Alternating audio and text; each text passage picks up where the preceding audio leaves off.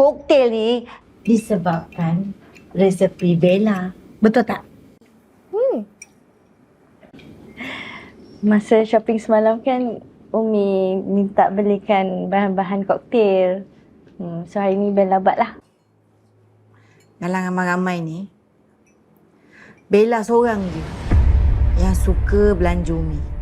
Nak harap yang lain ni, mimpilah. Lagi kalau kita nak harapkan yang seorang lagi tu.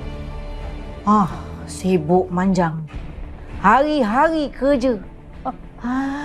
Orang zaman sekarang ni, kalau nak luangkan masa untuk ibu sendiri tu memang susah. Terima kasihlah Bella. Bella lah menantu syurga. Apa? Memang betul pun dia menantu syurga. Umi, Zura dengan Luqman ni bukannya tak nak teman Umi pergi beli-beli barang semua. Masalahnya kerja kan? Kita orang ni kerja full time, bukannya duduk rumah tak buat apa-apa. Kalau nak kita orang